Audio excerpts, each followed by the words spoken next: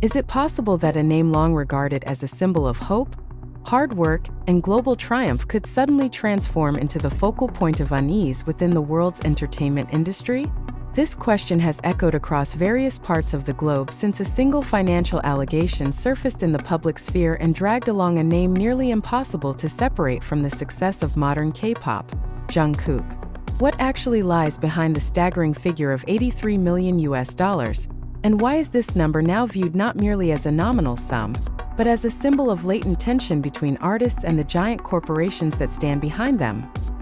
HYBE, the South Korean entertainment company that over the past decade has evolved into a global force thanks to BTS, has once again become the center of international attention. This time, however, the spotlight does not arrive accompanied by praise, sales records, or concert euphoria, but through serious allegations that question the integrity of the company's financial management.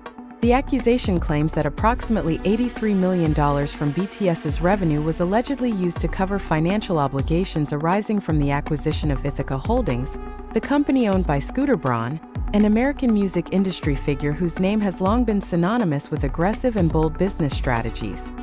This issue first spread not through a press conference or an official report, but via a post on the platform X from the entertainment news account at Empire X. In a single sharp sentence that immediately struck the global public sphere, the account wrote that HYBE was accused of using $83 million of BTS's money to pay off Scooter Braun's debt. Within hours, the post skyrocketed, was reposted thousands of times, pinned in cross-national discussions, and sparked heated conversations among ARMY, the BTS fan community known for being highly organized, critical, and deeply aware of issues of justice for their idols. Jungkook's name, although not mentioned individually in any transaction or financial document, quickly emerged at the center of the discussion. This was no coincidence. Jungkook is not merely a member of BTS. He is a symbol.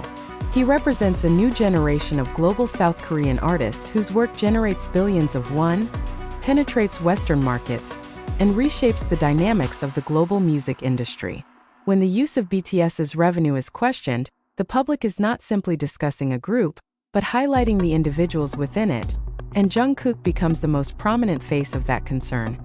Why Jungkook? Because in the global public imagination, Jungkook embodies flawless hard work, an artist who grew up under camera lights since adolescence, generating extraordinary profits through albums, world tours, merchandise, and global collaborations.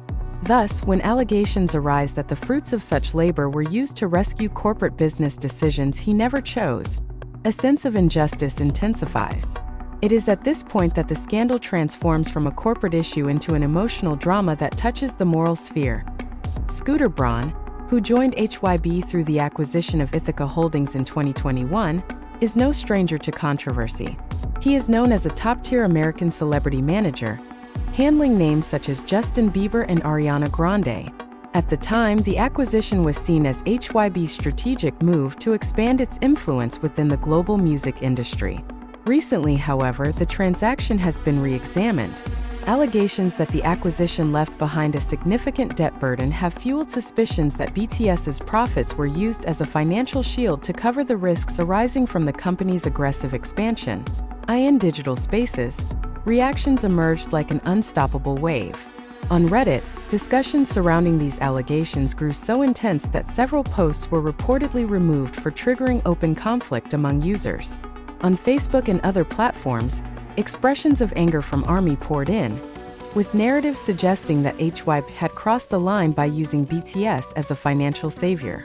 Emotional statements surfaced, reflecting a collective disappointment toward a company long regarded as BTS's home. Amid this chaos, an analysis video on YouTube further stirred the atmosphere by dissecting how BTS's profits were allegedly portrayed as the lifeline for HYBE's controversial business decisions. The video did not merely present opinions, but constructed a narrative linking numbers, acquisitions, and potential impacts on artists. The effect was tangible. The discussion shifted from simple gossip into a serious debate about power structures within the K-pop industry, about who truly controls the outcomes of artistic labor, and to what extent artists possess rights over the fruits of their own hard work.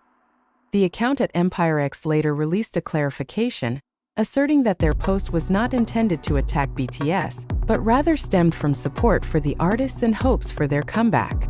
However, the clarification did not fully quell the unease. On the contrary, the public grew increasingly curious. If this information was strong enough to go viral globally, why did HYBE choose to remain silent? The absence of an official statement from the company prolonged speculation and heightened emotional tension ahead of a major moment, long awaited by the world. BTS's comeback, scheduled for March 2026, is now no longer seen as merely a musical event. It has become a symbol of reconciliation or division, transparency or suppression, artistic victory or corporate dominance. At this juncture, Jungkook's name once again takes center stage. Not because of any statement he made, nor due to personal controversy, but because of his position as a figure standing at the intersection of global success and the structural vulnerability of the entertainment industry. The question now is not only whether these allegations will be proven true or false, but what their impact will be on public trust. Will fans still be able to view the BTS 2026 comeback with pure euphoria? Or will it be shrouded in suspicion and demands for clarity? And more profoundly, will this scandal become a turning point in how the world views the relationship between record labels and artists, particularly within the K-pop system that has long been both admired and criticized? The name Jungkook, for years synonymous with hope and inspiration, now stands amid a global narrative vortex that has yet to find its answer. And the world, for the first time in a long while, is no longer only waiting for new music from BTS, but waiting for a truth that may change everything. What happens when millions of fans around the world feel the same sense of unease simultaneously, triggered by a single unresolved issue?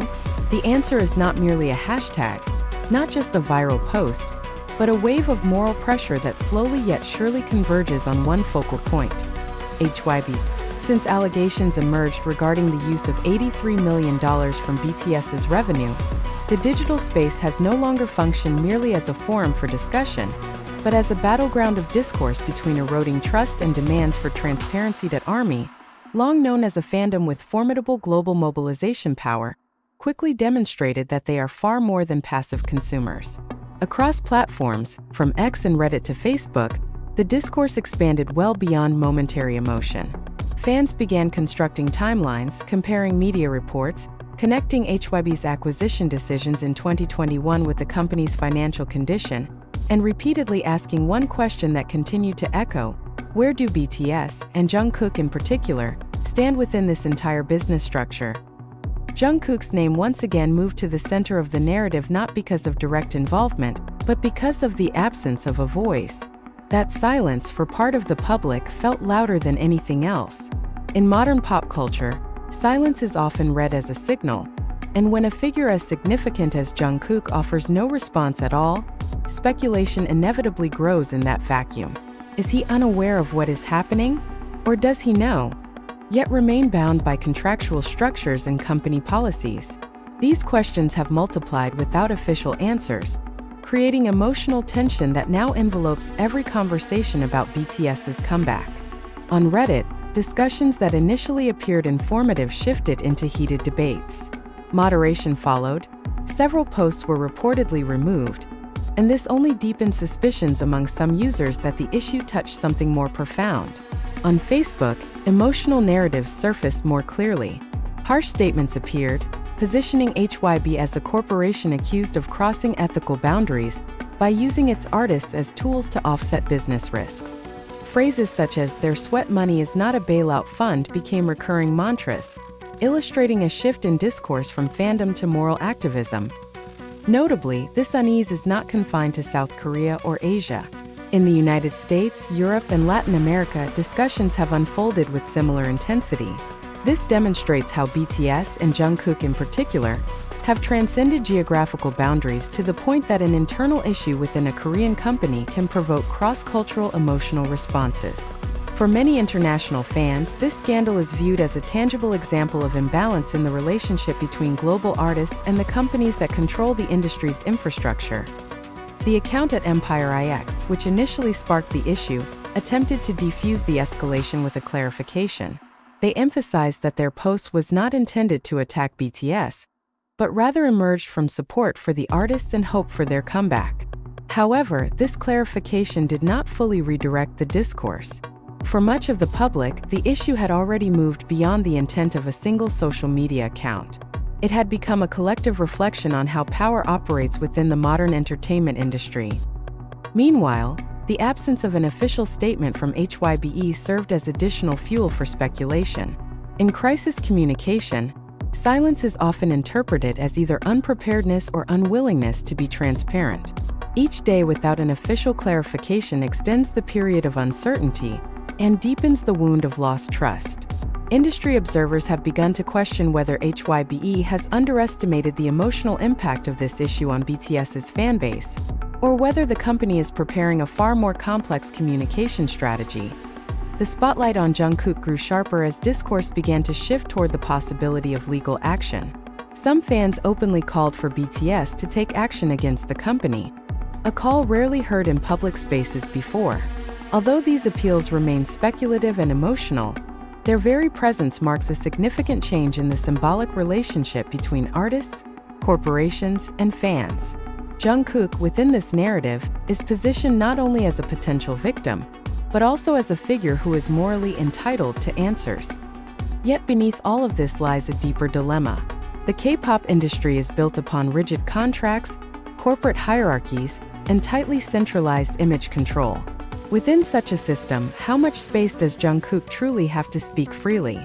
This question is rarely addressed honestly amid the global euphoria of K-pop, and the $83 million scandal has forced the public to confront that reality without the filter of romanticism. As March 2026 approaches, tension continues to rise. BTS's comeback, which should be a moment of celebration, is now filled with ambiguity. Will the members of BTS return to the stage with the same spirit?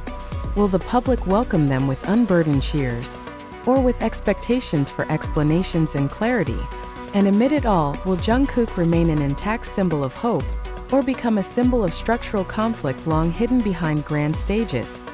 The wave of anger within ARMY shows no signs of subsiding. Instead, over time, discussions have become more structured, more analytical, and more political. This issue is no longer treated as mere gossip, but as a case study in corporate ethics, financial accountability, and the position of artists within the system of global cultural capitalism.